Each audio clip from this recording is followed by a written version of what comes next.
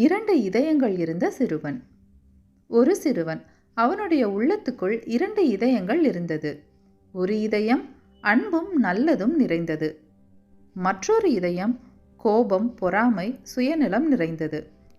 இரண்டும் அவனிடம் பேசிக்கொண்டே இருந்தது. ஒரு நாள் ஒரு குழந்தை உதவி கேட்டது. Are you okay? Let me help you up.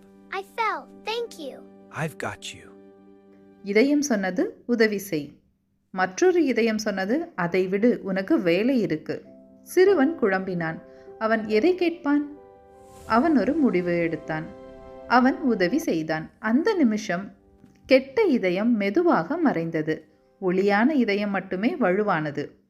இயேசு சொன்னார், உன் இதயத்தை முழுவதும் கொண்ட தேவனை நேசி. நாம் எந்த இதயத்தை கேட்கிறோமோ அதேதான் நம் வாழ்க்கையை வழிநடத்தும். நீங்கள் இன்று எந்த இதயத்தை தேர்ந்தெடுக்கிறீர்கள்?